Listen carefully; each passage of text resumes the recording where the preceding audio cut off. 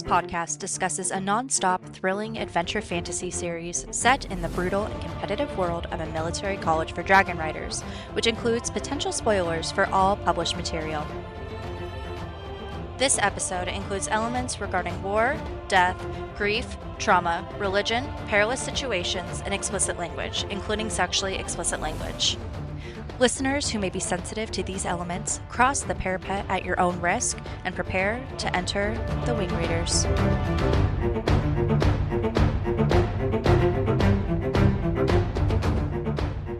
Welcome to the Wing Raiders, where we deep dive into the Empyrean series chapter by chapter, theorize, and overanalyze. I'm Abby. I'm John. And I'm Cassie. And today we are covering a Fourth Wing, Chapter 11. Here is your friendly reminder that all published material is fair game, so please listen at your own risk. And we are going to go into a battle brief where we talk about our pod and sometimes personal news. I wanted to share that on Blue Sky we received a message from @CatherineWildWriter. And it is discussing our last published episode, a little peek behind the curtain. The last one that just came out is Chapter 5. We are recording Chapter 11. But we had a note, and I will read this to you all. I like the fact in your latest episode that you took time to consider how hard it must be for Imogen. Most people just focus on the fight with Violet and overlook how Imogen must be feeling in this scene. As she is a year younger than Xaden, she would have been 16 at the time of the end of the rebellion, so would have been fully aware of what happened. It always amazes me that people overlook this, and the fact that her sister was killed as well as her mother.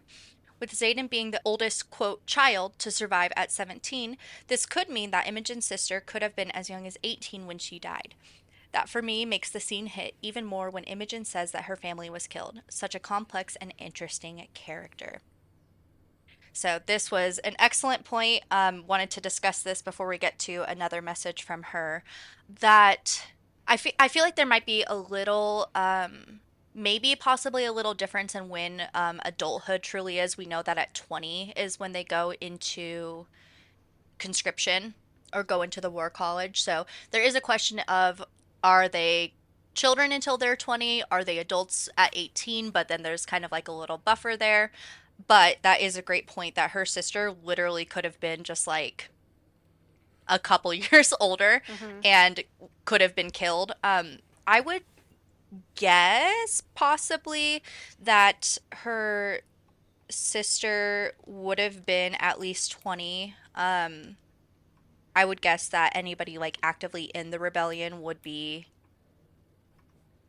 Well, I guess that's not quite true because I guess Xaden was definitely doing some stuff, but he was spared. So, well, yeah, I guess it would just come down to... Think about what we know about Imogen's family by and large, because she really doesn't share. Like, Imogen never shares ever, which is a very big trauma trait. Like, you don't want other people to know this weakness inside of you because you're afraid they're going to use it against you. And so...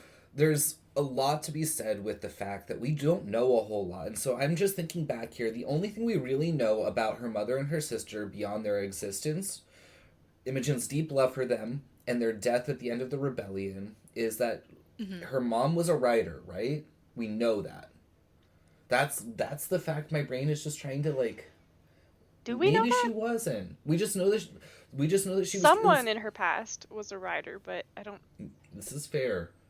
It makes me wonder, but it's along the way, all I can really recognize here is, I wonder, because we know Xaden's dad wasn't a writer. I wonder if the original rebellion had any dragons in it. I feel like it had to have. It had to have. We also know for a fact, I'm pretty sure that we know Mama Sorengale was the one who hunted Imogen's mother and sister down. I know that she was instrumental in, ending the rebellion and, like, capturing Fen, so I would assume probably Imogen's mother as well. Yes. Either way, we don't know a whole lot here about Imogen's family, which raises a whole host of questions. There was another thing I was going to shout out here, and I'm losing my train of thought because we got snug up on a couple of other points. I will say I'm doing a very, very quick scroll, so I can look more into depth in this later, but I'm not seeing anything really about her mom at all, other than there is last words of her mother, the last words of Trisilla Cardulo. Quote, fuck you, my daughter and I will meet Malik with clean consciences. Will you and your daughters be able to say the same when they come for you?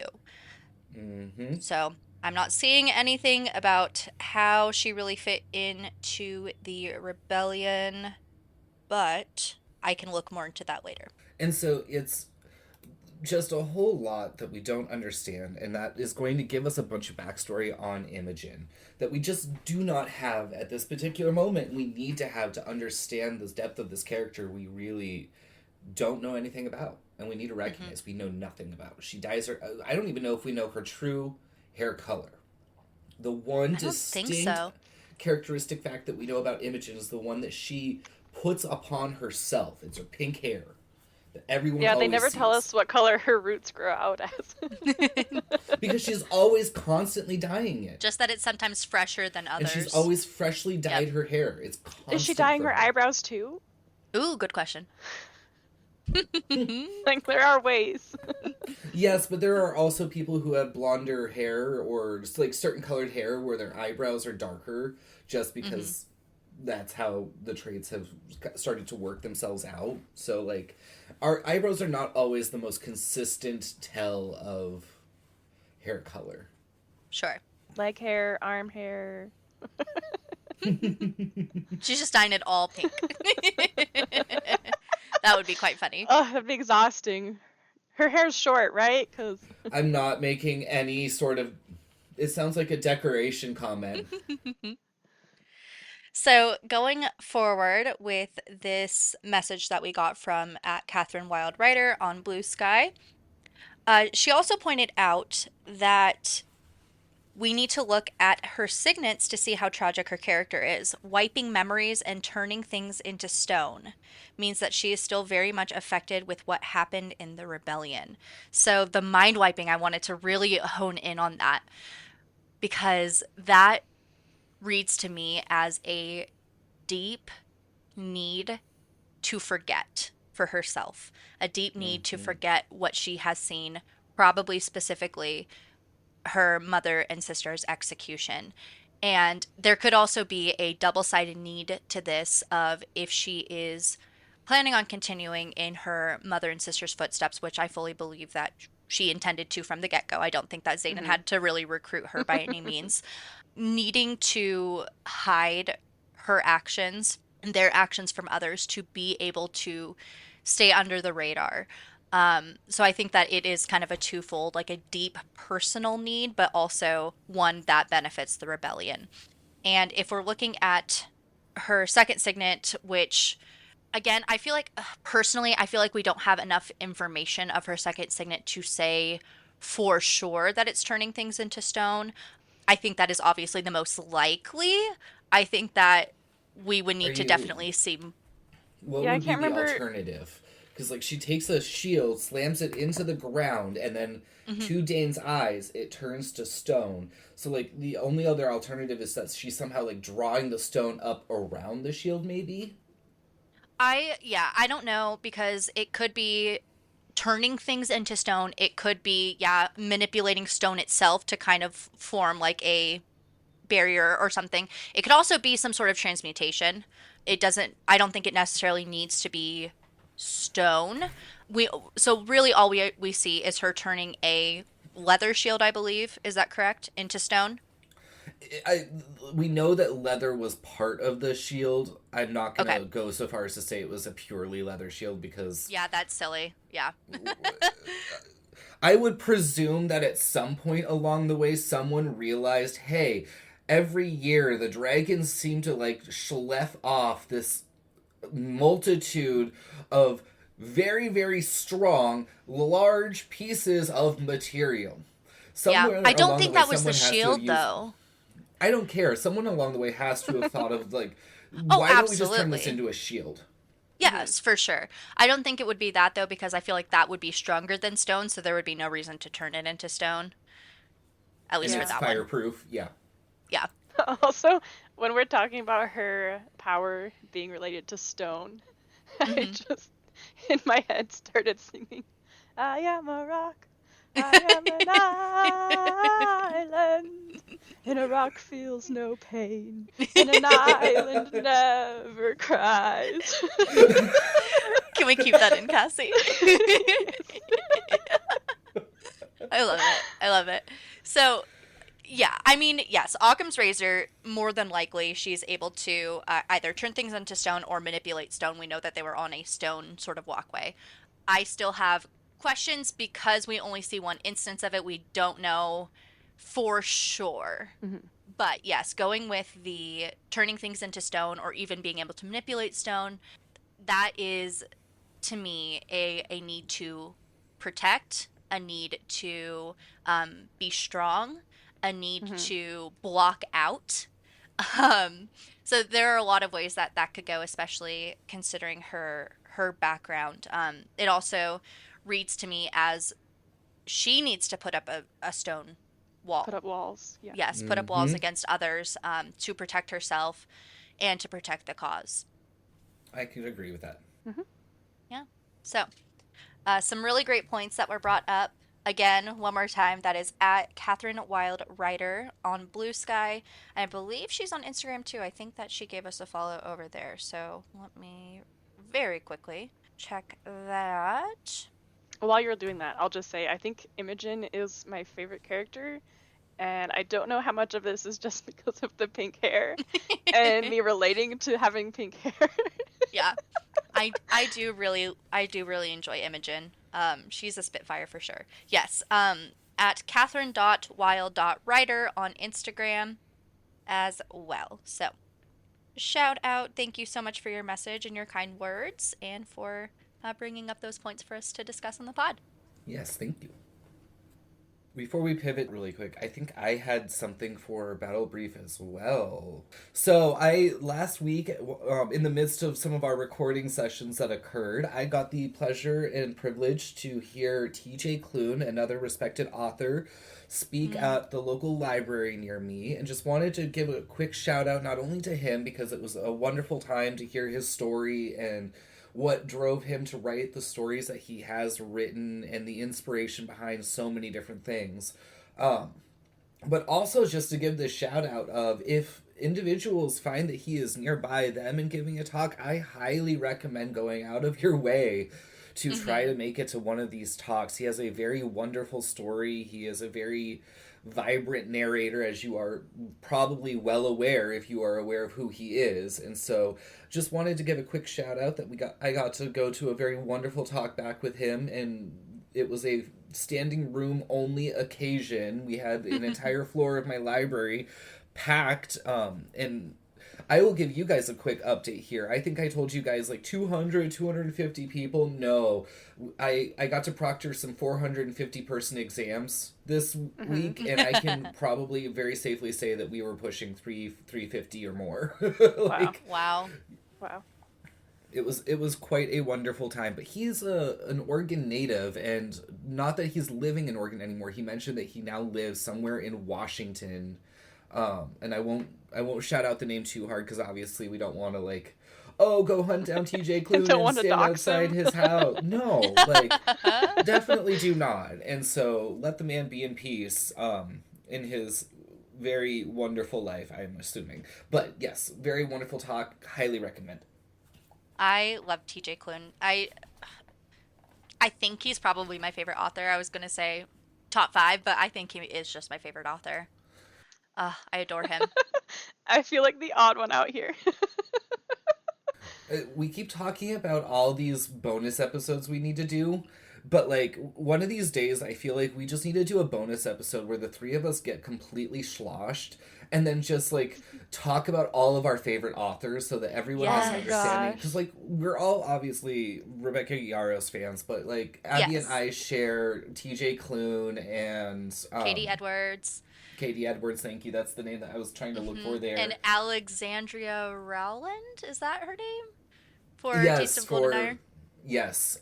And so, like, we have some shared book history between the two, all of us. Cassie and I also share Cory Doctorow and a number of other authors that actually Cassie has kind of introduced me more to than anything.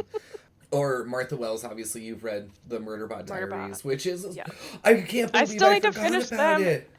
and I still haven't set up. I downloaded the library catalog app, but then it wanted me to log in, so then I have to go find my actual physical library card to do that. So I haven't done that yet, and I might just cave in and listen to the audiobooks. Do it, because I'm sure that they're wonderful. But also, I will shout out that Martha Wells's Murderbot Diaries just got turned into a Apple TV series. I think I can't believe I forgot to go watch it. When did it come out already? Last time we talked, it was the first episode out. Came out this weekend. Oh, cancel the recording, John. Go watch. I'm going to double check myself here, because if it's out, then I'm about to. Oh, shit's about to get interesting. I want to add that I recently discovered a new a new sci-fi author when we were in Mexico, and I found the secret corner with the bookshelf that people can leave books behind on or take books from, which half of them were like in German for some reason, but one of the English ones is this author Adrian Tchaikovsky, who I had never heard of, and I didn't realize it was. Yeah, I didn't realize how modern of an author this was, so I grabbed it and started reading it, and I was like, wait, there's a non-binary character in here?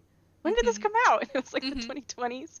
Anyhow, loved that. Drew and I were literally reading that together and turning the pages together to read that, and I've now been trying to find any book I can on Libby. There's only one audiobook available, and it's Service Model, and it's described as Murderbot meets Red Shirts. Ooh. For a delightfully humorous tale of robotic murder. So that is on my phone right now. What's it called? Service Model. I need more books to listen to. Ooh. Cassie, I believe I have a couple Adrian Tchaikovsky books. I'm not positive because I have not gotten to my sci-fi cataloging yet, but I believe I do. So if I do, I can send those your way to borrow if you'd like. Because at this point, the only one that I have read is Alien Clay, which I loved. Okay. I have a new book. And it's my year of sci-fi, so. This is my year of fantasy and fantasy series, and I'm just romantasy, and I'm just loving it. Yeah. See, if I don't try, then every year is a year of fantasy. Well, I didn't allow myself to fully get into it last year. I did a lot of I did broader reading last year, and so this year I'm like, you know what? That's what I want to read right now. I just read too many things that are witchy or talking animals or things that technically count as fantasy, even though I don't think about them that way. And then I go look at my lists of genres, and fantasy is always twice as big as everything else. Yep. Speaking of other shout outs to make here, I guess the other thing that I want to comment on, and this does lead us back into the chapter here, we are finally at the chapter where we're going to face the gauntlet, right? I have come to this realization that Rebecca Yarros must have looked at the PhD tract and what they do to PhD students, and she was like, I'm going to base half of my Dragon's College off of the torture that we put PhD students through. I swear to God. I am probably, I am 3 weeks away from finals, and then I start what I consider to be the true gauntlet, which is the 4 weeks of taking exams that are going to determine my future. The comps, yep. But I had this wonderful, we just got one of my, you remember how I was like, I'm absolutely sure that I failed that macro exam, and I was so destitute about it. Got it back, and I got a 46 on each of the questions, which he was like, according to my rubric, this is considered a non-marginal true pass on a comp question. And I was like, okay, so maybe I can get through these comps, because I just have to get a 3, I think. 3 out of 5, and they give us 6 questions. I don't have to answer 1. I get to drop 1. Okay. Okay. But still, I'm on the gauntlet. last tidbit, I did look it up. It's every Friday. First episode dropped yesterday, which is hilarious because this is chapter 11, which means this episode won't air for 6 more weeks for our audience. So by And the this is time... Murderbot you're talking about, right? Murderbot, yes. Okay, And just so, making sure because we jumped around. by the time that we're probably airing this episode, I apologize, most of the season will probably be out, but if either way, definitely recommend supporting the authors that we love and the projects that they're making. And This was actually a pretty fast book to TV adaptation. It did not take very long for them to get this one done. So that's also encouraging. Because, like, if they can get it right, then maybe we have this resurgence of new media where everyone's going to realize we just diverted the real creative stories to writing because TV got too Hollywood, for lack of a better phrase. Formulaic. Yeah. Yeah. All right. Are we good now? Yes, now we can proceed. Lovely. John, please take it away to the Scribe Quadrant.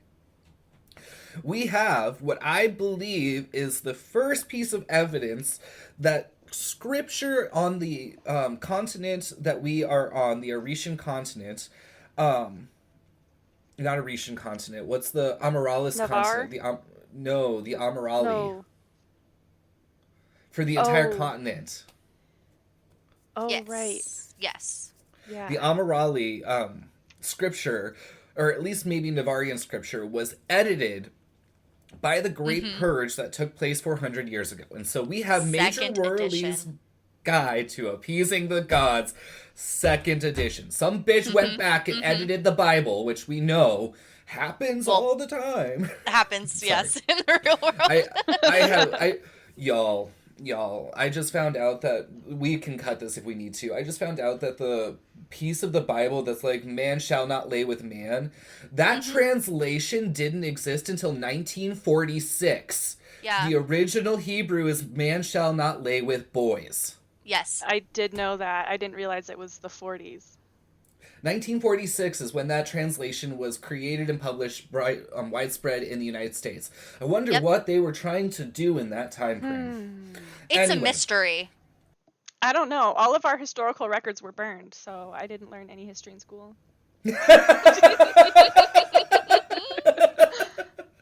It is a grave offense against Malik to keep the belongings of a dead loved one. They belong in the beyond with the god of death and the departed. In the absence of a proper temple, any fire will do. He who does not burn for Malik will be burned by Malik. That is such a great line. So here's a problem that I have with this as an economist. Okay. Grandpappy has his favorite rocking chair. Grandpappy dies. Does that mean that I have to burn the rocking chair even though that is a piece of capital that we could be accumulating over time to keep our society growing towards a higher level of prosperity as economic growth dictates must occur? Depreciation cannot be this fast or you will not be able to sustain any level of growth. True. I do have a question. So I wonder if this is like the distinction between... So, like, if you're talking communism, for example, and people are like, what, so we're all going to have to share toothbrushes? And it's like, no, because you're still going to have, like, personal items that, like, are just yours, but, like, everything else can be shared. So I wonder if this is, like, a situation where, like, okay, yeah, that was, like, Grandpappy's favorite chair or whatever, but it wasn't, like, His toothbrush. chair. It Yeah. wasn't, like, something so, only like, he could use. This has already got some blurry lines. So maybe they wouldn't, but yeah, still, that's still so many resources and materials that you're burning, like, that you could be reusing or turning into new things. I say this as someone who's been sewing today and thinking about quilts and how you take old fabric, old clothes, and you turn them into a new thing. That's just how that stuff works. Don't get upset about, like, destroying the original shirt or whatever, but, like, materials get reused and repurposed, but if you're burning them all the time, like, what are our extraction methods here? What are we producing to replace? And so, like, I have this really weird 1984 level Department of Document Corrections. Like, how did no one read Major Worley's Guide to Appeasing the Gods and realize that what must be the page after this has a list of things considered personal items that must be burned to truly appease the gods? That's going to be like all letters, all journals, all written correspondence, any form of information, all books, all pictures, all. And so it's like, how did no one look at that and go, yeah, that looks like a very effective scrub list for a CIA operation? Yes. Okay. I have some thoughts. Well, yeah. Please. I just have a question, which is... Okay, what's your question? I want to know how old this tradition is. Like, did they have any version of this tradition before whatever 400-ish years ago when they, like, revised everything? Are they building off an existing tradition? Or did the first people who read this be like, what? We've never done that before. Malik doesn't care. I have thoughts. Okay. I do too. So here is where my big question of, are the gods real, or are they a story told? I mean, I don't want to attack anybody's beliefs in the real world, but I personally am an atheist. I don't believe that there is a God, personally. I believe that Agreed. Religion serves as a... Well, I'm getting there. I'm getting ahead of myself. So anytime in a fantasy series, there's always the question for me, because of course, in fantasy, anything goes. So there's the question of, are the gods real? Or does it serve a similar... does their religion serve in a similar way in our real world?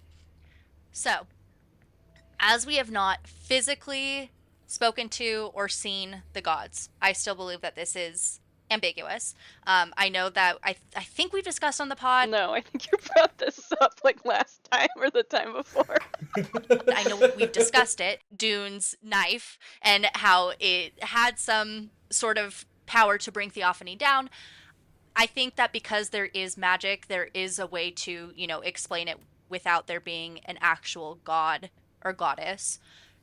Yeah, I think, I completely agree with you that, like, Rebecca Yarros has definitely injected modern theological approaches into her theological system. But I also am, like, kind of a firm believer of, if I can believe that there are dragons and griffins in this book, it's not... okay, have you guys watched Star Trek Discovery? No. Yeah, so in Star Trek Discovery, they propose this idea, and it's actually based off of an older theory that was put forward, which basically says, given advanced enough technology, it would be impossible for a society that has no experience with it to discern that technology from magic. And so, like, I can also agree that there might be a magical being with godlike level powers as far as mortal perception goes. Getting all Cosmere up in this. Yeah, I'm getting all Cosmere up in this bitch, because Brandon Sanderson has made a very fantastic point. Just because they are God-powered does not mean that they are God. And so, like, sure. I also ascribe to, we're gonna find out I'm so dedicated into who are the origins of the gods, because it's gonna be part of the solution. Okay. We just were really only on the first sentence of my, like, multi-paragraph. I'm sorry. What were you gonna say, Cassie? Oh, I really like mythology in general. So even if, like, regardless to me of whether there are or are not literal gods in this universe, what's interesting to me is how the characters in the society use the mythology to, like, justify things or, like, frame their beliefs and their behaviors. Yes. And I'm getting to that too.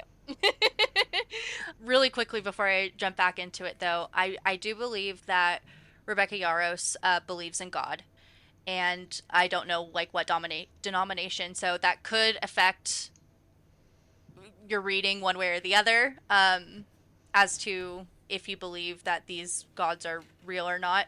Second, there is a theory out there that I do really like, that the gods are actually dragons. I think that is an excellent theory, but that's not what I'm getting into now. Okay, so basically, I just want to deconstruct this passage and what it can mean if the gods are real versus what it can mean if they're not real. And then there's obviously that more ambiguous middle ground where, okay, maybe the gods are real, but then obviously human interpretation has affected things. So, and there's deism. And yes. one last thing to answer, because this is like a really quick answer to a question you posed at the very beginning of this tangent. Sure. If there was an origin to the burning, I will comment that as memory serves, griffins prefer to be burned. We find that out in Onyx Storm.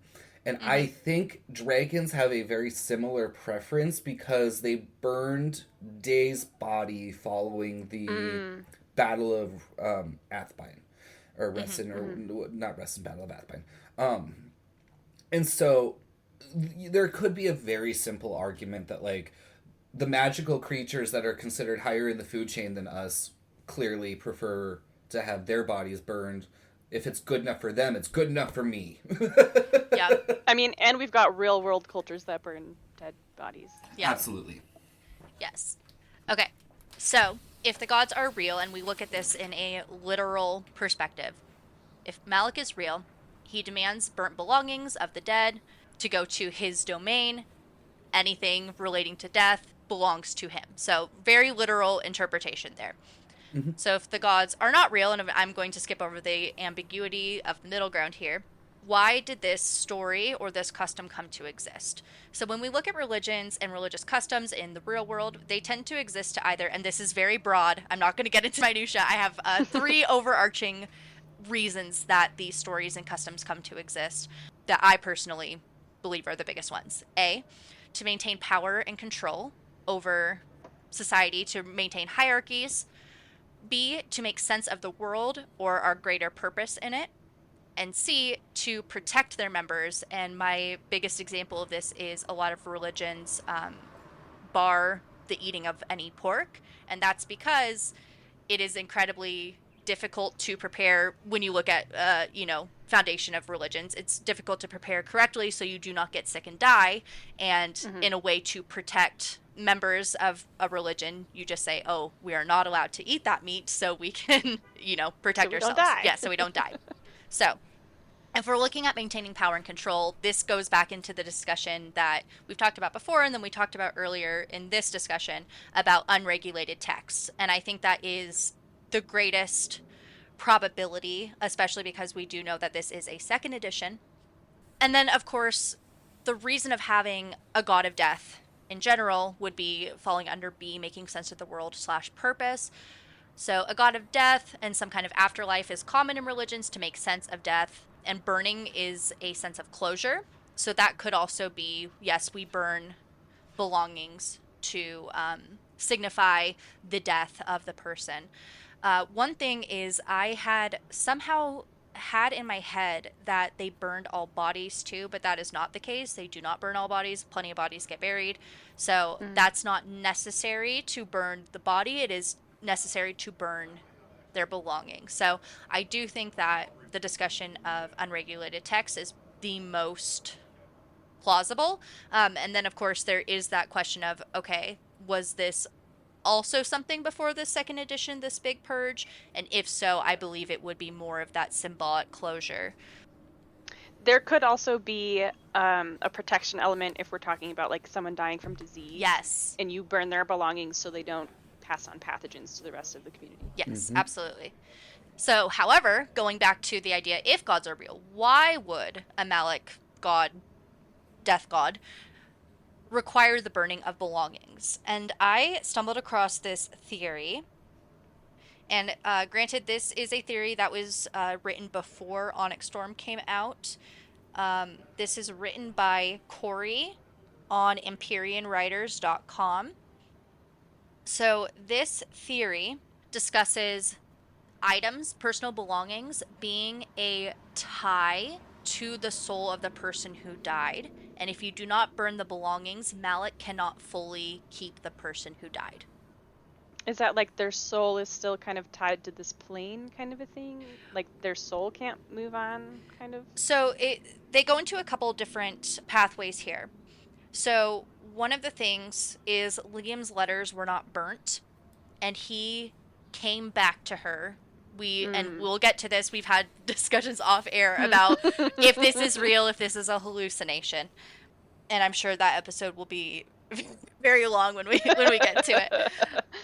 But that is, that could be Liam's soul cannot be contained in the afterlife by Malik because he does have some of his belongings tying him to the world. Some of the other examples that they give are Brennan's journal in Fourth Wing. Obviously, we find out Brennan is alive, and then Papa Sorengill's research. That's why he didn't die. Yeah. Well, another thing that they talk about is runes. So going off of the runes, especially when you're looking at Brennan's rune-shaped scar on his hand, that potentially runes could bring someone back from the dead if they have items still tying them to the earth. Mm-hmm. So, okay, I thought that this was a very, very interesting potential. I don't know if I fully buy into it, but I do think it's compelling. I think that if you are looking at the gods being real and we're not looking at any human interference, if this has been something that has been done, why would it have been done? Why would Malik want that to be done? So I just think that that is a compelling thought there. Absolutely. I also had this fun little thought earlier this week that, like, when Violet challenges, I know, and we're not having this full deep conversation, when Violet challenges what may or may not be a hallucination of Liam, he makes a comment that, what makes you think Malik doesn't want me to be here? And so part of me wonders if we're going to find out that the gods have been playing a long game for a while now to end this fucking issue once and for all. And yeah, like, and I could totally see that too. And Malik is starting to send out certain souls like, you must make sure. I also saw a very fun theory, and this could sort of fit with this. We don't know for sure that Violet is the only person seeing Liam. That is true. And I'll talk about it later on in the particular... Like, there's a particular phrase in one particular chapter, and I want to say it's from Onyx Storm, where basically Liam completely ignores Violet, Riddick completely ignores Violet and acts like he's talking to plain air when he says, "I will protect her," much like Liam demanded Riddick protect her when he had to go fetch Xaden, which we'll get to at another point. Oh, that's excellent. What are the chances that maybe Liam has been popping in and out of people's lives to bolster them or direct them as necessary? And kind of going off a little bit of the theory that I was reading off of my phone, they also posit that Liam was from Tyrrendor, and he knew runes. He did a lot of carving, and he did a lot of carving of other people's dragons, which he then gave to them. So is anyone who is in possession of one of these dragons able to communicate with him?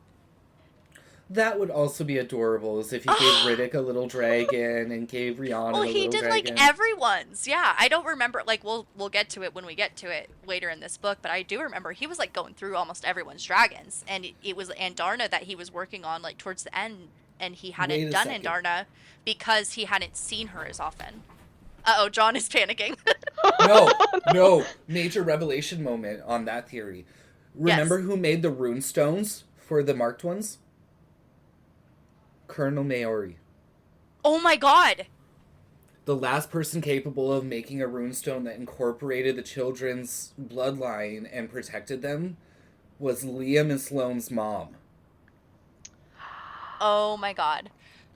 She was a super runes expert. What are the chances she passed it on? Holy shit. Okay, I have two really quick thoughts that either of them are heartbreaking to me. So, Liam dies. If he did pass on runes, that either means that he does not get to come back and see his sister, if this is true, which is heartbreaking if he's seeing other people. Or two, he put runes into his letters to her, and that's why he was so insistent that they got passed on so he could still communicate with her. And either one of those is amazing. You need to take that second thought. You need to expand upon it. One K level 1 or plus 1 level reasoning here. K level reasoning. K level reasoning. Expand on it here. Think the Book of Brennan. What if the letters didn't have the important piece? What if he made a carving for his sister and hid it somewhere on the Basgayev campus? And the last letter, or one of the last letters, is going to say, when you get here, if I am not here for you, go to blah, blah, blah, blah, blah, blah, blah, blah, blah, blah, blah, blah, blah. Okay, And you will find what I hid for you. Doesn't he carve a bear at some point? I'm pretty It's sure one of he the carves first a bear. carvings he makes when he's around Violet. And that was a comment because, like, why is he carving a bear? People think that the house crest for Mari is a bear. And so what then if that would be bear perfect is what he because left it would be left behind? for Sloane. This is like, we're going like so deep into like, we're like assuming this is true, then assuming this is true, then assuming this is true, we're getting to this. The hallmarks of fanon. But I feel like this has legs. Yet, you know what's going to happen is if Rebecca Yarros ever gets her hands on these recordings, like, either she's going to be laughing her ass off because she's like, wow, they really... This is going to be like, oh my... What was the one where everyone was like... Oh, there was some theory that everyone had that she had to be like, no, this is so not true. Why do people think that this is... Oh, that Violet was adopted. Yes, yeah. It's either going to be her laughing her ass off. Yeah. Yeah, there was a theory for a little bit there that Violet was adopted, and she was like so taken aback. She was like, "What? People think that?" Yes. No. Oh gosh. I feel like that has legs. I feel like this is a solid theory. I feel like it is. There's textual evidence for it. I'm putting up my finger because I do think that there's evidence for it. So oh my gosh, this will be a really cool, mark the day. This is Saturday, May 17th is when we're recording this. If this comes to fruition, you heard it here first. In our crackpot minds. Oh, goodness gracious. Okay. Moving on. Cassie, our linguist on the pod. Do we have any new names in this chapter to discuss?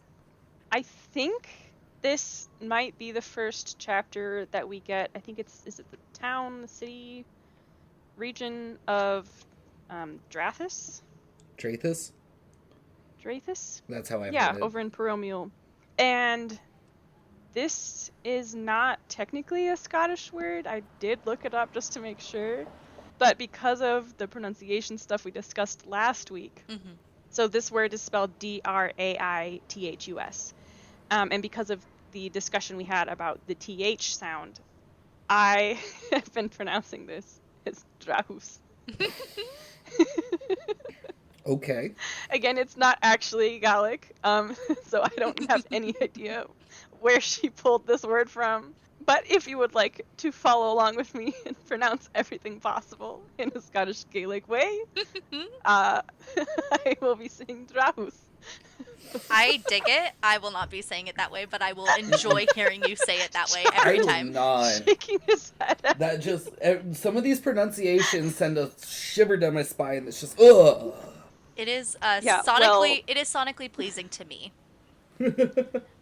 You know, my million generations back Scottish ancestors are shaking their fists at you. You know I have some of those too, and they can shake their fists at me too. All right. Well, we are nearly an hour into recording, and so I think we are ripe to get into this chapter. Cassie, if you would like to take it away. Okay, I only got to review my notes briefly, so we might have more jumping in. I don't have a whole lot of notes for these next two chapters, so I have some. Okay, well, I think I did a pretty good summary. So, we are back to our scenes with the Gauntlet. Violet continues to not die on the Gauntlet. Yes. The chimney at the end that mimics mounting a dragon leg is still her main obstacle. And it is now the day that she has to finally face it. So I know I said that I didn't have a lot of notes. I guess my first one is just super early.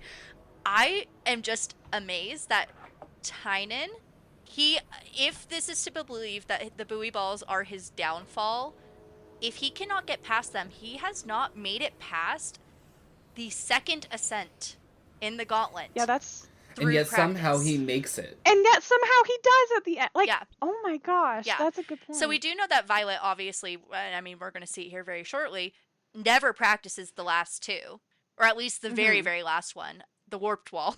But yeah, just the fact that like I maybe he skipped it a couple times with a rope or like I don't know if they'd allow him to do that. Like he grabbed on the rope and During practice, yeah, maybe. I don't Because know. then you at least still get to experience the others. Yeah.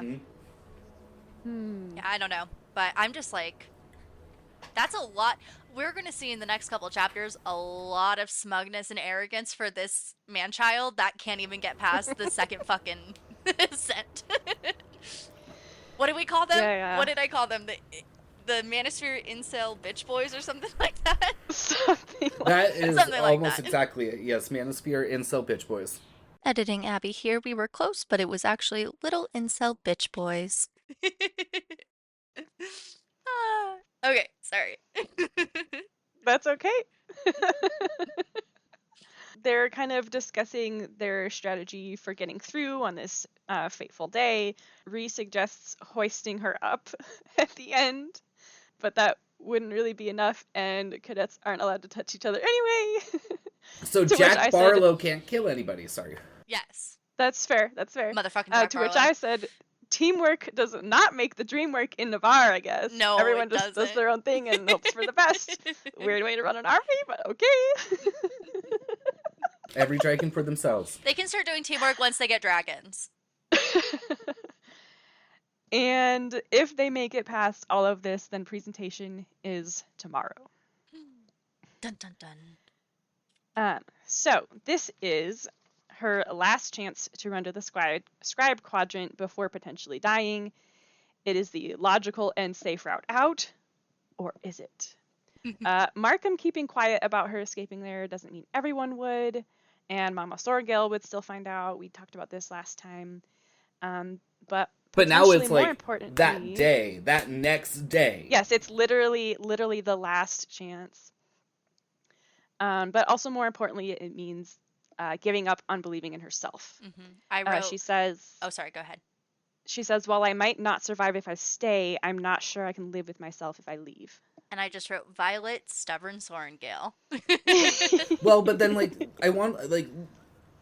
Rebecca Yarros gives us a really wonderful perspective into the shift that occurs inside of Violet, because she kind of points out here Dane putting this option of the Scribes Quadrant on the table for her was actually giving Violet the first chance to make the choice.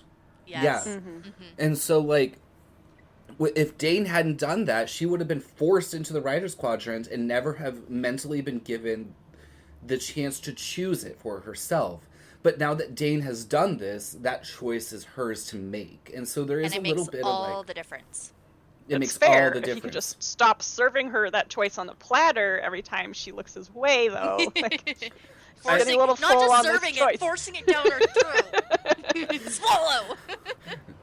No comment about... the only comment I have on the next chapter, too. I was going to say that this just makes me want to make a foie gras comment, and that's not how we need to keep this conversation going. That's not what I thought you were going to say. I thought you were going to turn it Me more neither, sexual. but also unpleasant. Oh, if you want me to go that particular direction, yes. I've had many things shoved down my throat, some quite large. Want is a strong word there.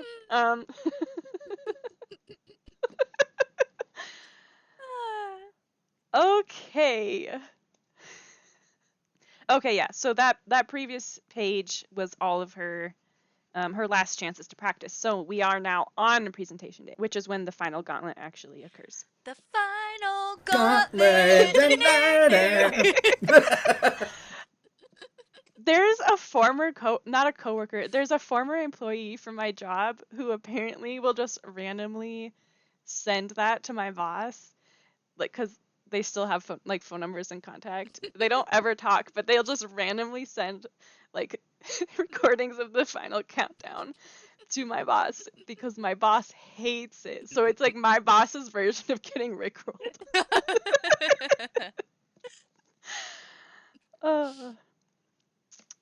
Okay. We have fun. So we're on presentation day now, and they're reading the names of the dead. The formation shrinks more and more as more riders make the death roll each day. Right, so And like, what is our number at this particular stage? 170 something? 180. we will get to that 171. in... Yeah, that's next page. Yep. We're not on that page yet, John. Sorry. Slow it down. Yeah, it's 171-ish. I just had this thought the other day about Violet trying to learn names, and it reminded me of one of our econ professors who just somehow would learn every student's name despite having several giant lecture He was in the classes military intelligence services. You understand that, right? Yeah, that'll do it. Yes, I did yes, I did slightly forget that particular detail, but like as soon as he said that, I was like, oh yeah. But yeah, he just was so good at learning names. All by himself, of all of these students that he's like never, half of which he's never gonna see again. But it also reminded me of when I go to work out and the studio has, like a couple different people who man the desk in addition to all the coaches. And they are also like impeccable at learning our names just from watching us walk in. I'm so and I don't bad at know, names. seeing which station we go to or something, because I'm not talking to these people, but they know who I am when I ask them to update my profile or when I ask them to move me to a different station or something. Like, I don't ever have to remind them who I am. They just know. And it's a little unnerving, but also nice. I don't know how I feel about that. Bougie. I'm so bad at names. I am not any better. I'm terrible. So Violet is still in her stage of caring about people's names. Once we get to the next book, then we all know that she's not even going to try anymore. Has a change of heart. Can you blame her? She got a lot on her shoulders. Oh, I do not blame her. That girl is going through No, trauma. not at all. I just think that her intention to attempt to remember everyone's names in this book is kind of like amusing and reminded me of those real life situations where people are successful at it. Yes. But no, Cassie, I know exactly what you're talking about. Have I ever told the story of how I actually got to know in person for the first time? Are we name dropping? Sorry. How I got to know that professor for the first time? Yeah. I was taking the intro classes and was notorious for not showing up for lecture ever. Oh. But then I'd show up on exam day, having read all the lecture slides that morning, and would get a perfect score on the multiple choice exam, and I was always the first person done in like 10 to 15 minutes. And so he taught both of my intro courses. The very first exam, I turned it in with 10 minutes to spare, handed it over, and as I was walking out of the room, I literally watched him walk over to the exam and, like, look at my name on it.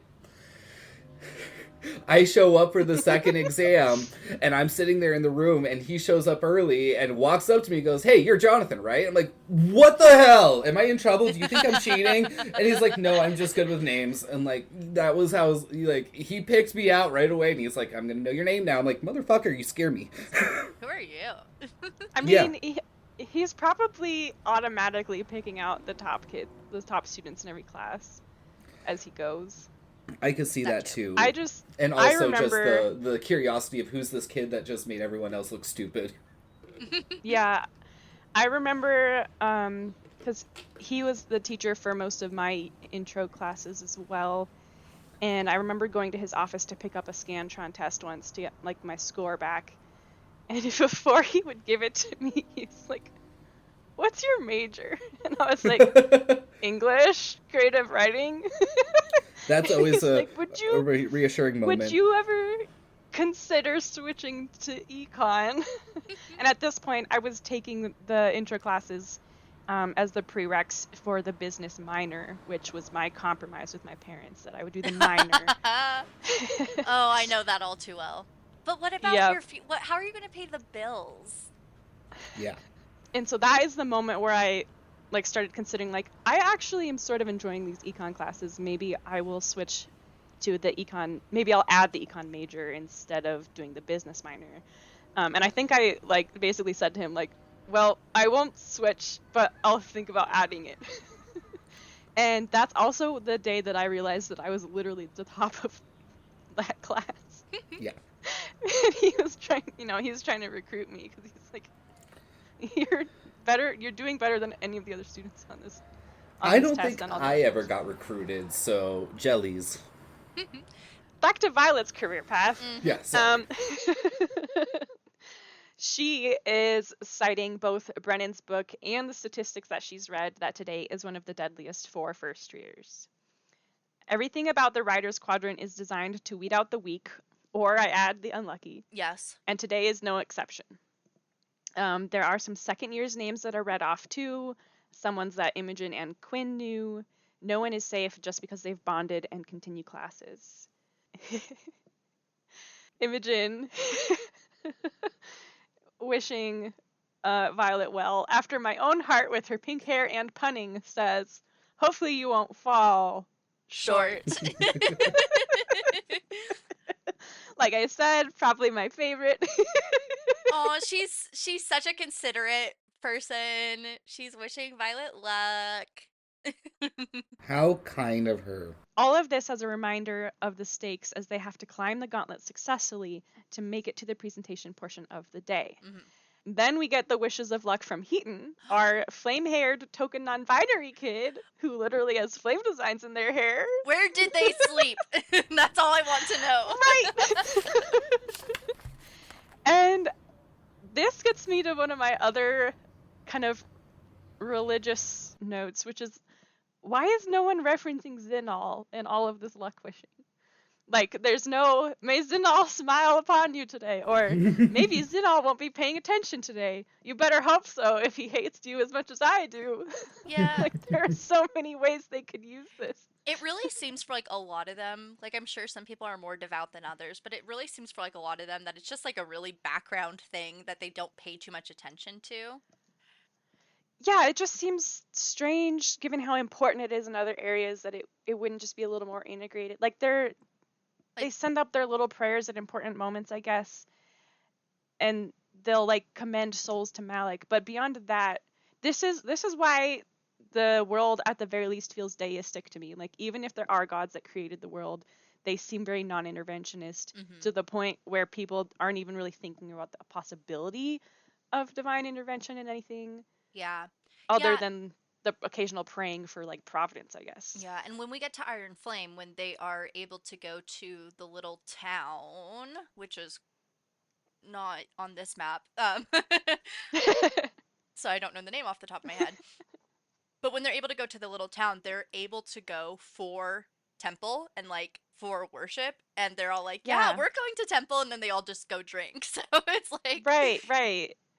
Yeah. But I mean, even in our world, we still say like, God bless you, or we've got like, even without God, we've got bless you, like for sneezing. Like, we've got all of these religious phrases just in daily life that don't seem to appear in their language, because I'm paying attention to their language. So that was just a question I had, and some ways that I thought that they could get creative with it. Agreed. We get Violet paying attention to patches for the first time on page, even though she tells us that she's actually been doing it this whole time, ever since she found out about Dane's top secret signet patch. I'm like, okay, thanks for not showing any of that to us. Dane orders them all back into formation and affirms that he is going to the gauntlet with them, but he refuses to look at Violet. Rhea observes that he's pissed, so Violet says, he wants something I can't give him. And now we just imagine Rhiannon raising her eyebrows suggestively and like, no, not sex. She could definitely give him that. I'm totally willing. If they weren't observing the tacit rules about sleeping with leaders, and if she wasn't also a bit mad at him too. He's being so mature. He's giving her the cold shoulder right now. Yeah, the silent treatment. Rhiannon says he's hot in a boy next door who can kick your ass kind of way, which I think a lot of the writers are into. Yeah. Like, I feel like you almost can't. Like, maybe you're not necessarily into the boy next door vibe, but if you're a writer, I kind of feel like you can't not be into the kicking someone's ass. Kick your ass. Yep. Yep. And this is where we learn that they are down to 171 cadets left, as we mentioned before, and there are only 100 dragons available to bond. Yes. Violet says she's holding her anxiety in reserve for the gauntlet, but she can't help wondering if staying a decent man today will outweigh killing her for Xaden. He's always top of mind. The cadets squabble about showing fear because then the dragons will notice and not pick you or maybe even kill you. And then they argue about this discussion generating even more fear. Mm-hmm. I love Riddick. She says, Yes. inducing more fear. Exactly. Violet saves the fearful day by joking about history tests. Mm-hmm. Mm-hmm. Today is nothing, but Rhiannon is for sure nervous about that test. Remember, Rhiannon is horrible at dates and names. I appreciate this. She is not out here memorizing every person's name before they die. So I guess this history test is about the Treaty of Arif, which was an agreement between Kravla and Navarre to allow both dragons and griffins to use the airspace in a small part of the Esmond Mountains between Somerton and Drahus.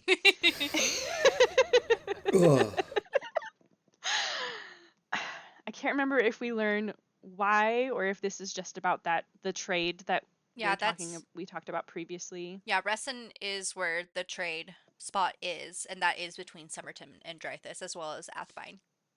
Yes, okay. Rhiannon finds Violet's memory terrifying. She does sound like she's reading the definition of this event from a textbook. Also, where is this memory later when she spends ages unable to remember stuff in Onyx Storm? Anyway. Yep. She's got more in her mind then. And maybe I know. And maybe brain fog because she's pregnant. Or just brain fog because she's been like so distracted and hyper stressed and... No, that is definitely more likely. I just like bringing up I won't blame that one on pregnancy. I will say though, pregnancy brain is fucking real. It is so real. I don't think that she necessarily is pregnant, but that is a real thing. Yeah. One of my coworkers is pregnant right now, and sometimes I'm just like, she has an excuse for all of the weird things she tries to do at work. I go to put like a pencil in the fridge, and I'm like, I have no excuse. Unfortunately, memory can't get Violet up the gauntlet. It's a little too intangible for that. Ugh, bummer. Xaden calls out for Fourth Wing to advance. She knows it's him without looking, to which I said, maybe because humans generally have, like, voice recognition software installed. Like, I think everyone else knows who it is too, probably. Small shout out, if you listen to the graphic audio version of this book, this particular scene is one of those moments where the guy that they have playing Xaden, they get him to actually project from a distance out of the mic. And so, cool. You hear this Fourth Wing, move out, and it just runs down your spine, and you're like, oh, hi, Daddy. I know that voice. Hi, Daddy. Daddy. Sorry, you can proceed. Do not apologize, ever. And as they move out, they have to cram into a little tunnel to get to the gauntlet. It is mage lit, so it's using magic to be able to see where they're going. There are shadows all along the floor of the path to the little tunnel. So Violet spends the walk wondering just how far Xaden's shadow powers extend. Mm-hmm. Specifically, can he reach all the way into the tunnel and murder them if he wants? Which, yes. Yes. And you wouldn't want it any other way.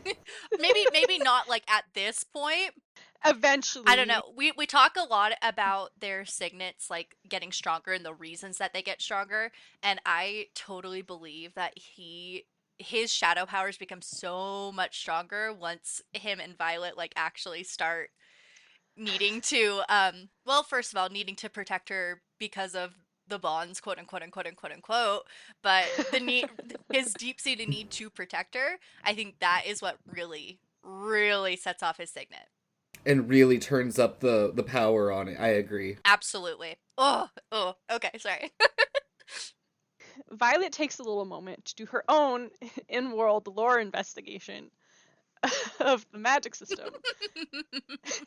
Does Xaden need to take breaks after using his power? Are there checks or balances on his power? And I was like, no, that's the whole reason that channeling and becoming Venom is a risk.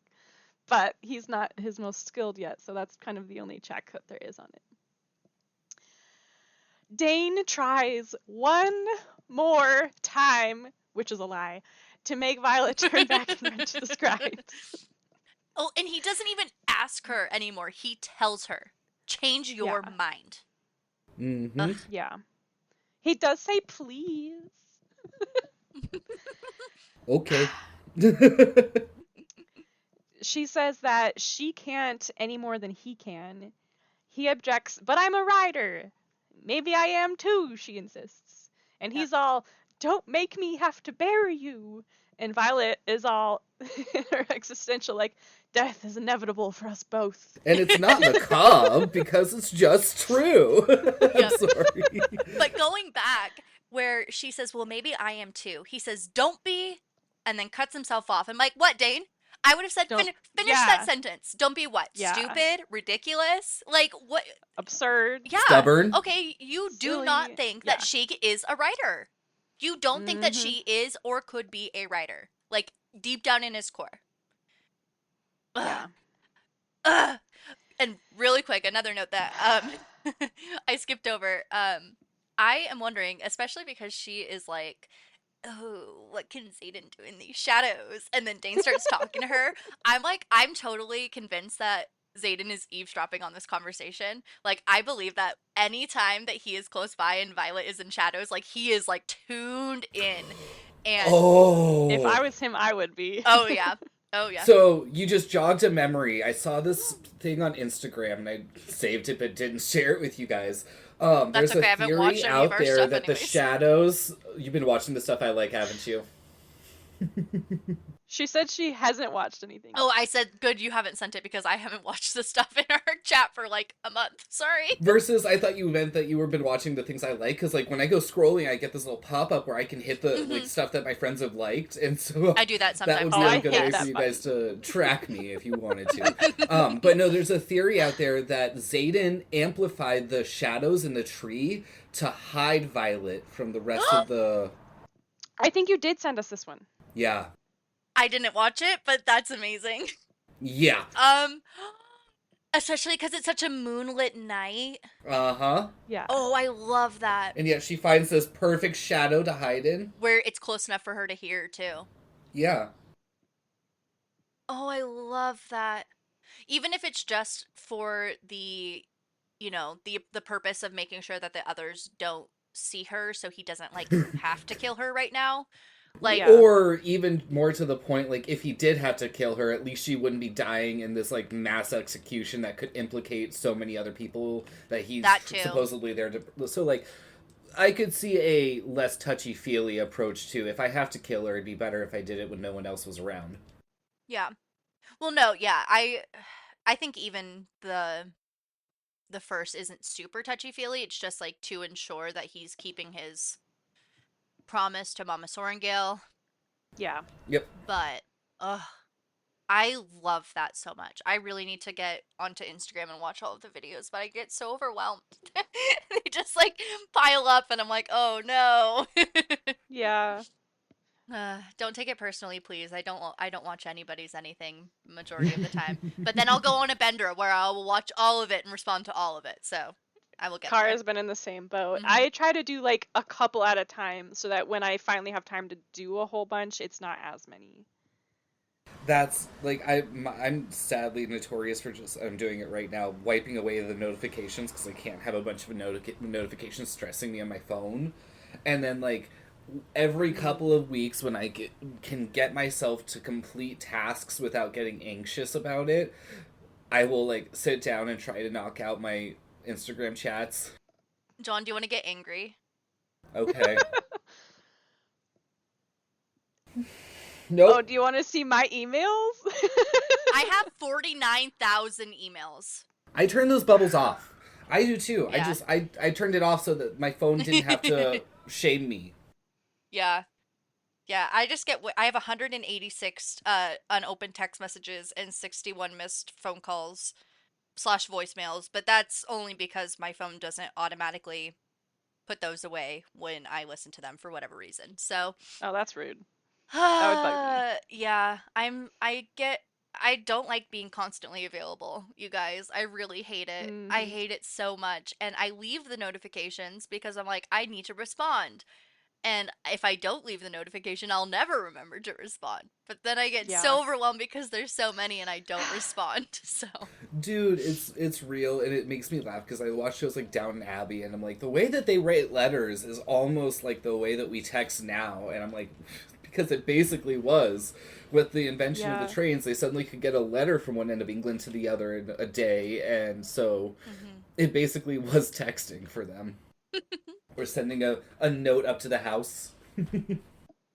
I just listened to the book Feed by M.T. Anderson this week, which is a YA sci-fi that I read in middle or high school What was the that name one more time? Feed, Okay.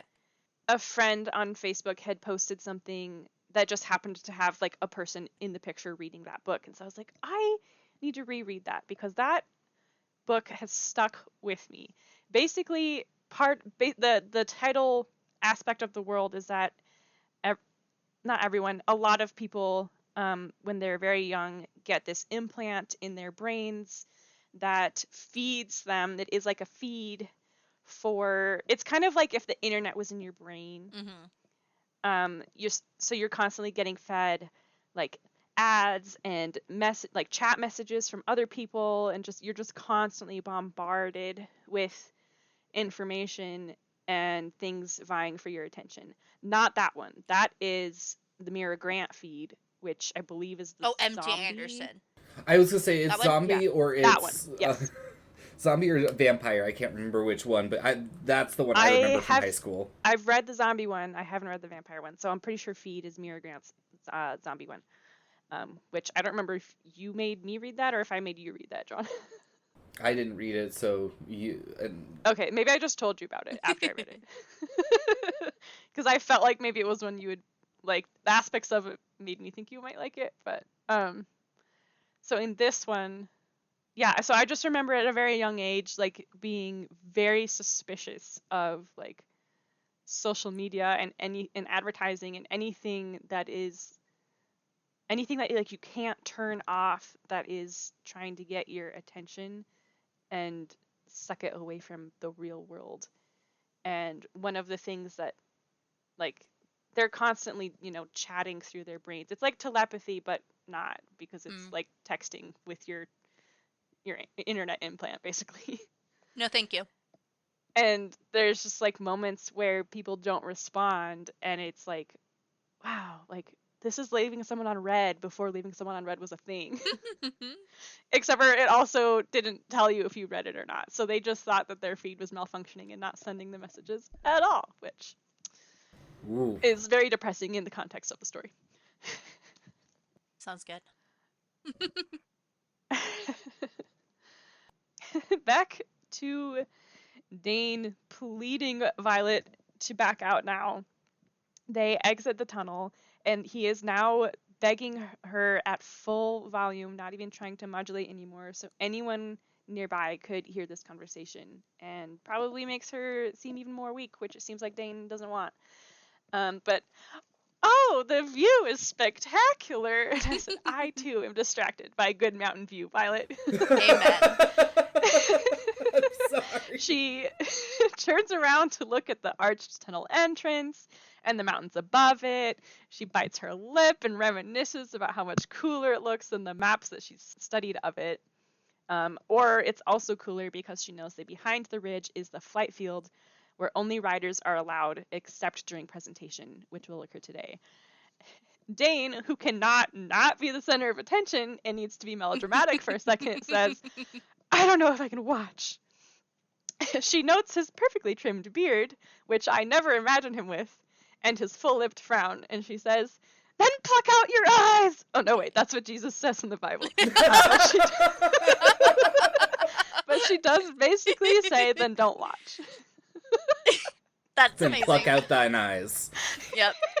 But I do think it's funny because this is exactly what then close your eyes. And I do this with Noah, my 4-year-old, all the time. One of the things that I've convinced him is that he has the power, the magic power, to turn off the sun if he closes his eyes. That started when he was much younger. But sometimes he'd be like, the sun is too bright, and I'm like, well, guess what? Just close your eyes, and the sun will turn off. But there are several things that I do with with Noah where I say, then close your eyes. You know, if you don't want to watch the game that's on TV or whatever, because really we only use the TV when they're awake if there is some type of sports ball game on. Or sports puck game. But if he's like, I don't want to watch this, I'm like, then close your eyes or go to another room. I have a similar conversation with myself when it's sunny, and I'm like, then just wear your sunglasses. Like, you have the accommodating tool for this problem. It's not a sign of weakness to put on sunglasses. Have you heard, I've heard, for sound, some people can flex their ear muscle and it makes that little vibration. And apparently, because I can do that, but it's not comfortable. But apparently, when some people do that, they can like mute the outside world. And so then when people are talking about sounds they don't want to hear, and these people are just like, well, like, just vibrate your ears and don't listen to it. What? What? There are people with this power? Wild. So back to Dane closing his eyes. Violet has a plan this time, and if he doesn't want to see her be a creative badass, that's his loss.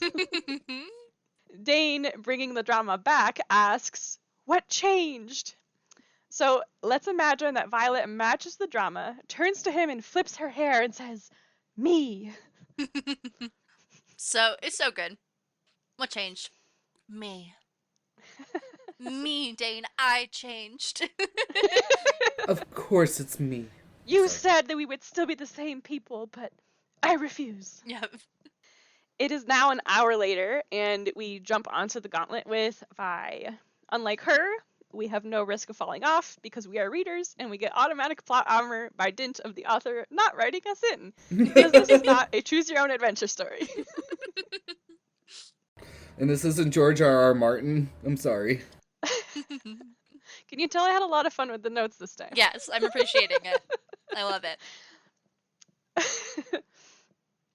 Violet gets up to the third ascent, and she hasn't had to reach for a single rope yet. Woo, woo. She can feel Dane watching, despite his promises that he couldn't possibly. She refuses to find out or to give him one last longing moment of eye contact.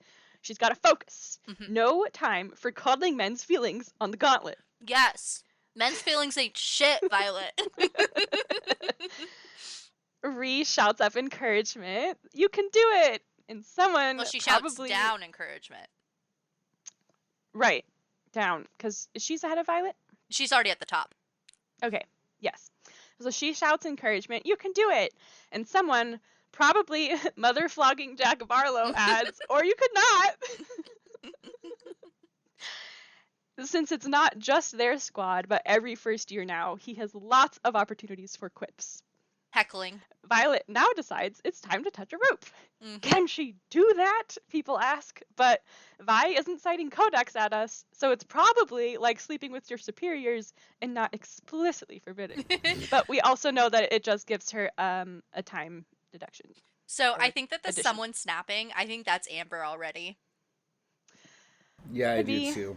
Yeah, because she's the one that is going to care. Yep. And Dane also cares, but he's not going to be saying anything against her right now. Mm-hmm. We get a prayer sent up to Zinal, so gods are visualized as in the sky in this world, or at the very least Zinal is. Mm-hmm. And she pulls the rope sideways, using it to climb up the hollow pillar of the chimney structure. This is where not paying attention to physical details starts to trip up my imagining. So originally I thought that she was like, so she's kind of like pulling a Mulan, or like No, doing what, because she's not, it's, I was gonna say it's less of a Mulan and more of like the traditional cat burglar where they throw the hook up and then yes. they And walk. then they That's why climb up the side. Yep. Yeah, that's why I said sort of a Mulan, because that's just the first picture I had Sure. before I realized, oh wait, she's in the hollow. She's not around like a post. So then I was picturing like, oh, just what any cliff or mountain climber would do, like with your belay on the way down, except for she's going up. Yes. Um, and she is taking Xaden's words to heart about the right way not being the only way. Her heart pounds and her hands hurt.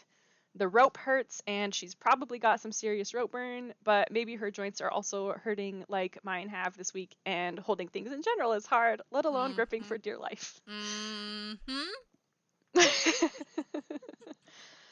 She gets to the top and pulls herself over. There's only one more obstacle. Her cheer squad hypes her up some more, and she is now facing Riddick. this super, yes. He says, "Hell yes, that's our girl," and I'm like, I just love their friend Just group. picture him with some pom poms. I just love their friend group. I like, they're so supportive. It's like, that's our girl. Love you, bye. Amazing. So it's like, it seemed like the first gauntlet practice, they were still like, I think they were like friendly, but I don't think they were friends yet, because Yeah. I just didn't get the vibe. They hadn't had a lot of time. Yeah, more time has passed. Yeah. And they've had to actively band together against all of the Tynans and Barlows and Lucas. Yeah. Lucas. Yeah. So it was just like to see the difference between like, oh, he's sticking up for her, which seems like, you know, wild and kind of weird, and it's like, what's going on? And then from that to the next chapter being like, that's our girl, and like giving her like a bear hug. Ah! They're fully invested. Oh, love Yeah. it. Love it. I also took these notes before we had our last recording, so I said she now faces the super tall ramp, like at the end of that Ninja Warrior show. The warped wall! This is the one that mimics scaling a dragon leg, and that she's supposedly too short, or one of the ones that she's too short for, because the hollow chimney, she was also too short to reach. I don't know enough about physics myself to corroborate this, so we'll just go with it. This is the moment that she acknowledges Xaden's words, even though they've clearly influenced her rope technique earlier. This is the obstacle she's had the most trouble with, so it's the one that needed the most planning. Enter Dagger. She lists all the pains that she is now going to ignore and locks them behind a mental wall, which we know helps her with shielding practice later. Yes. That's why I wrote shielding. Woo! So she charges like she's watched everyone else do in practice. Momentum carries her partway up. As soon as she feels like she's about to lose that momentum, she throws her arm up and plunges the dagger into the ramp. Like she's an ice climber, but with only one pickaxe and no crampons to dig her toes in with. And no belay this time. I am really drawing on my one time climbing a mountain for this, guys. She then uses that dagger as a hold to fling herself the last bit of the way up. Predictably, her shoulder loves this. Oh, yes. Nothing like putting all of your weight on one of the easiest to dislocate joints of the body. And she screams. She is able to get her elbow over the ledge and haul herself up, stepping on the dagger for that extra leverage, and then she leans down to retrieve it and resheath it as she stands.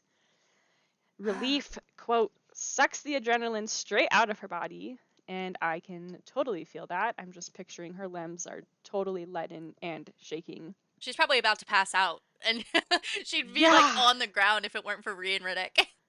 Yeah, I mean, imagine like the dizziness, like if you have POTS, for example, the dizziness just of standing up, except for you've literally flung yourself over a ledge before said standing up. Quote, someone shouts, "You can't do that," which is, again, probably our spoil sport friend, Amber Mavis, who will become a thorn in the side momentarily. Yeah, well, she just did.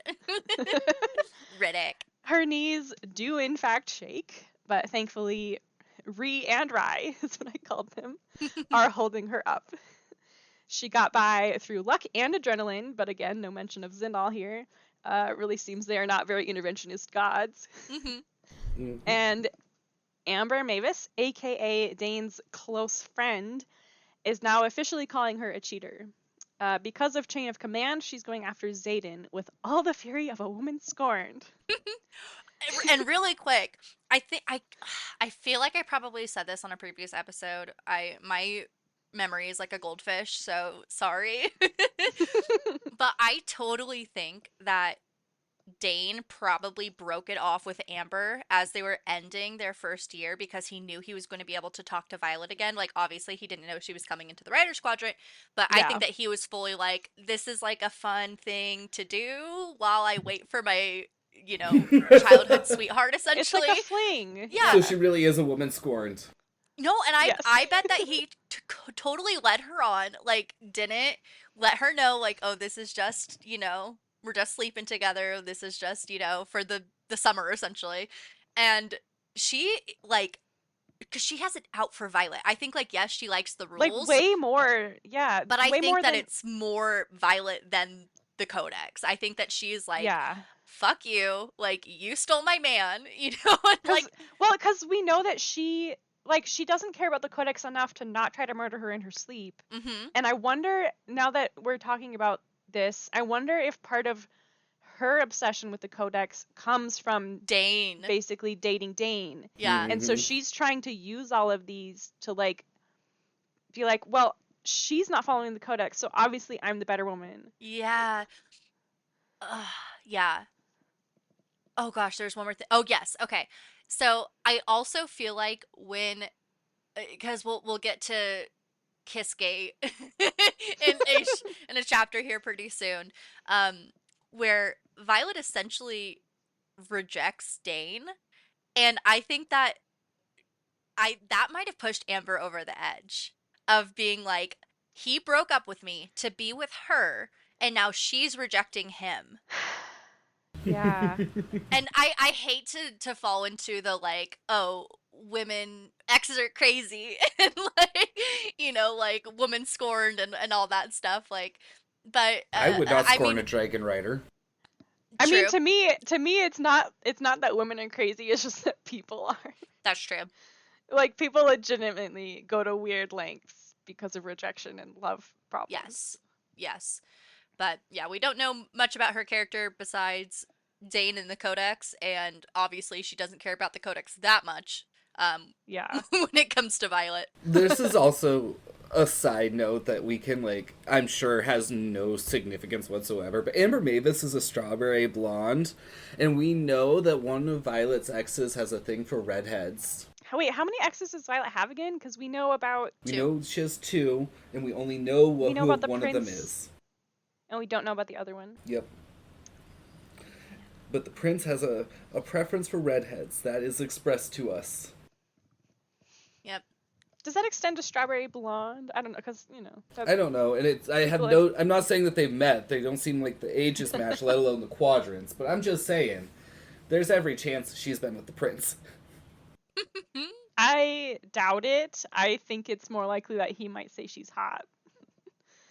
Yeah, either way. Not everyone grows up in proximity to the royalty like Violet did. This is a very fair point, and it was an odd little thing to be like, she's a redhead, and not that Violet has any sort of, like, issue with redheads, though you would expect that she might.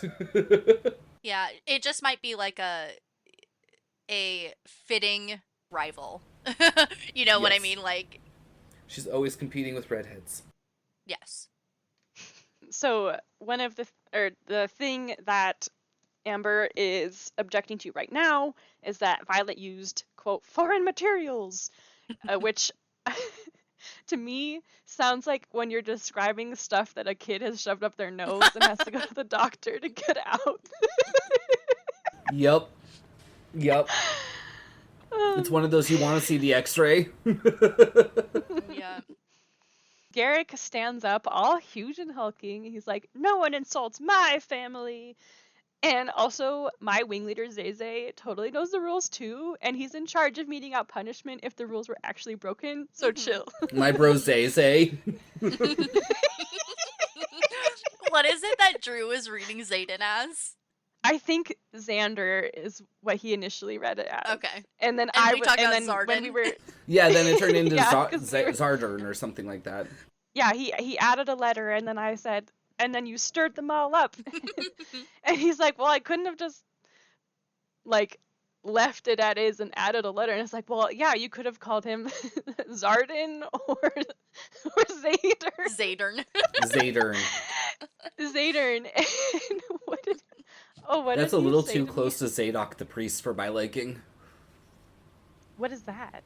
Zadok the Priest is a historical figure in specifically the Anglican Church. He's a claimed member of theology and was part of the crowning of the first King of England and back before the Church of England, so back when it was still Catholic.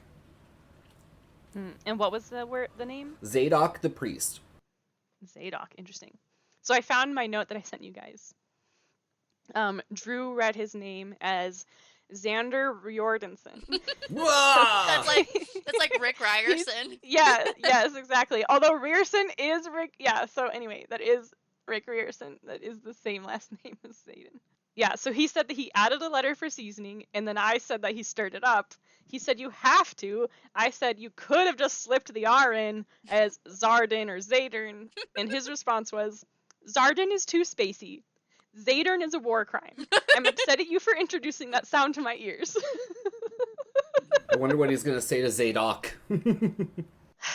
That's like Probably Xaden and Riddick's ship name. Yes! What's hilarious is Zadok actually does kind of sound like a space galaxy opera name. It does. It does. Violet simultaneously makes eye contact with Amber and Xaden. He arches his brow for her to explain herself, and she notices, no patches. Which is our second on-page noticing of patches. Mm-hmm. Or lack thereof. Which I think is the first time that we learn that he doesn't wear any of the patches that could reveal anything about him. So more secrecy. It's the first time he that gets framed, but it's not the first time that she really comments on. He never seems to wear any patches. It's just that whoa, he doesn't have any. It's her first time realizing it. Yeah. She now reveals her plan to us, the readers. She accounted for the 30-second penalty for touching the rope. So that is not an issue, because she already knew going in what the penalty was going to be, and the fact that she made it up at all doesn't really matter that her time suffered. But the knife! Surely that disqualifies her. Amber throws accusations of lawlessness within Rierson's wing, and surely he can't tolerate that, which is rich, considering the arms dealing and little rebellion that he and the Marked Ones grew up under. Okay, really quick though. What happens if they are disqualified? Do they just throw them off the mountain? Because, it's do or die. Make them do it all over again? This is my question, because you can't go down the rope, so does that mean that there's a dragon or a bunch of riders standing at the bottom of the rope with knives that are like, you come down here, I stab you. Stab you. Yeah, but if you get to the top and you're disqualified, it's like, this is... That's guy They it. make you... Yeah, how cruel are they about this? Do they just make you walk back down the stairs and do it again, all tired? Or do they just, that was your shot and you blew it? Yeah, I don't know. Then I'm just getting this visual of Xaden planting his foot in someone's chest and just, shoving them off as hard as he can thrust. Exactly. Which is hilarious. He'd just do it with shadows. Yeah, he would not deign to lift his foot for that. You're so right. No matter how much I dream of him doing so. Okay. Violet starts quoting, "A rider may only bring to the quadrant the items they can carry," to which Amber is all, "Do not cite the deep magic to me," except for she was not there when it was written. But if we would just let Vi finish, Mm-hmm. and they shall not be separated from those items, no matter what they may be. For once carried across the parapet, they are considered a part of their person. Ah, to have knives be a literal extension of yourself. Yes. And the books, too. Mm-hmm. Amber is suddenly all about context. That was supposed to be about loss prevention. Stealing. Loss prevention. Holy shit. Yep. And Violet says the dagger is one of her original set that she carried across. It is not one she earned on the mat, and therefore it is part of her and allowed. And oh, does this please Xaden? Mm-hmm. Just His a eyes flare. just a hint of a smirk on that infuriatingly decadent mouth of his. Oh, yes. And we get that it should be against the rules to look this good. Mm-hmm. Yeah, I said, why isn't looking delicious while ruthless against the codex? Yeah. Xaden defends her to Amber, who is suddenly all against technicalities and cares about the spirit of the law. I just wrote, I love technicalities. Like, I don't know where the quote is from, but it's like, they're right on a technicality. Well, that's the best way to be right. Right? I love technicalities. Yeah. Yeah, my little childhood lawyer self Mhm. was all about a technicality. I used to argue literally anything just to be right. Like, even if I didn't believe in it, I wanted to win the argument. Yep. And then once I'd won it and the other person gave up, I would then concede. No, I actually do agree with you. Yeah. Oh my god, you're that person.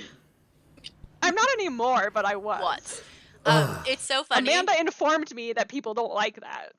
I notice this all the time with Noah, and just the way that like toddler and little kids' brains work is they're such literal thinkers that it's like it is almost kind of like they're looking for technicalities, but it's just because they're not interpreting what you're saying. So like just the other Yeah. day, he was goofing around. It was dinner time. And he was like running around. I'm like, Noah, it's time to sit down. And he sits down on the floor. I'm like, well, yeah, I didn't specify at the table. You're right. That's Yeah. when you have to be proud of the progeny you brought into this world and the havoc that they will one day wreak upon it. Yep. I will say this is a thing that Drew and I run into sometimes of accidental misinterpretation, where he'll say something and I'll be caught on the like, wait, but this literally means this, and he's like, no, I just wanted you to in general do this thing. Mm-hmm. It doesn't have to be literally the way that I said it. Especially if I'm tired, my brain just does not parse out like Yep. other options. Same. And then I have to be like, no, I'm not trying to be difficult. I literally just took it literally. Say what you mean, goddammit.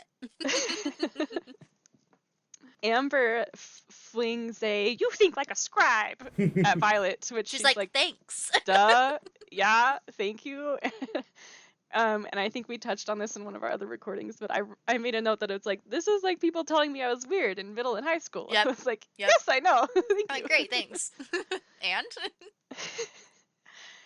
Violet sags in relief again, just for Xaden to say, hey, you're leaking. Aren't we all? That was a really ugly laugh. I'm sorry, it was just there. God set me up. Phew. Yes. Yes. All of that flaming of her hands earlier has transmogrified into blood.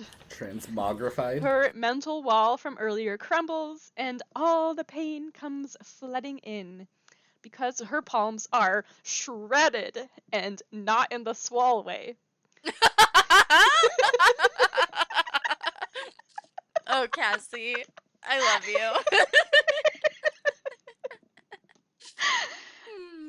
Not like Xaden is shredded. So Xaden says, do something about it. There's no I'm puddly, trying. pathetic expressions here. John. Just a calm practicality from Xaden. I'm gonna break Abby here. I'm gonna break her so bad. I'm trying, Daddy. I'm trying.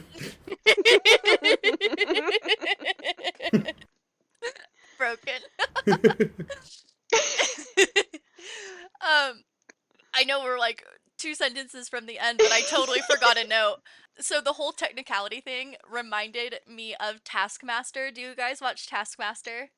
No, but I feel like I need You to. would love it. You would love it. So it is a British show, and it is like each season, or they call a season a series over there, but each season takes 5 comedians, and then essentially they, over the past however much time, have filmed a series of tasks, and then they like watch them in front of the live student audience, and then they get like essentially graded by the taskmaster. So Okay. these tasks can be like complex or simple. It's so funny, but it will be like, it's so hard to think of an example, but like I'm looking up. you have to like get this ball through the hoop, but you may not step on the grass, or like. Okay. And one of the best things is when people find a technicality, like, and are able to like Mm. just skip everything essentially, and half the time it's rewarded, and half the time they're like, no, that goes against the spirit of the task. But there Aw. was one where it was like, get these 2 yoga balls onto the top of the yoga mat on the top of the hill. And so you have these people like rolling the balls, or maybe it was like 3, whatever. They're rolling the balls up the hill, and the balls are rolling down, and there's and it's very silly. But then one guy reads it very, very closely and thinks about it, walks up to the top of the hill, grabs the mat that is on top of the hill, and brings it down and places the balls on top of it.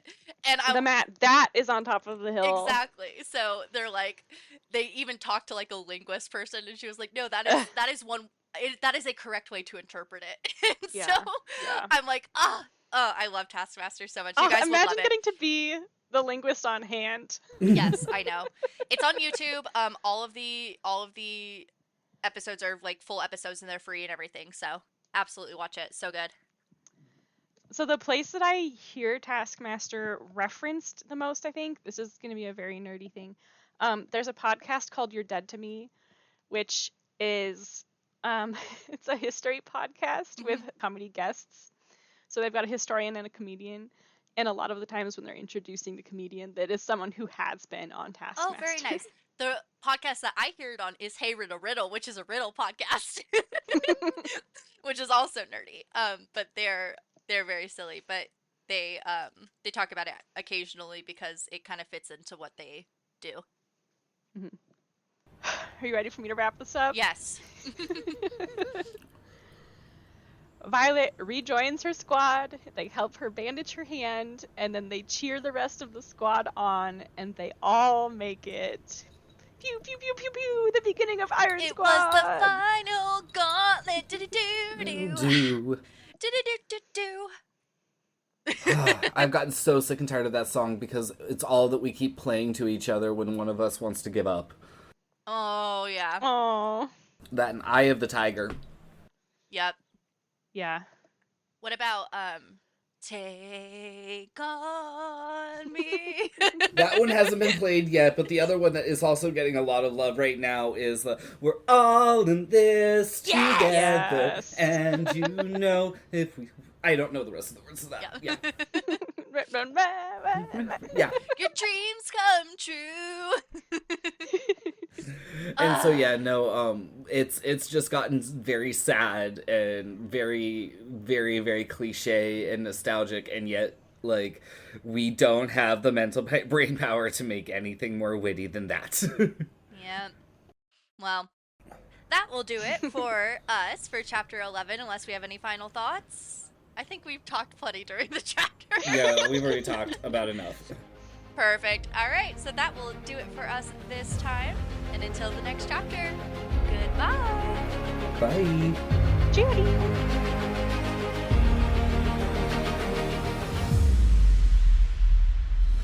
Thank you so much for listening to this episode of The Wing Readers. You can follow us on Instagram, TikTok, and Blue Sky at The Wing Readers, or you can send us an email at thewingreaders@gmail.com.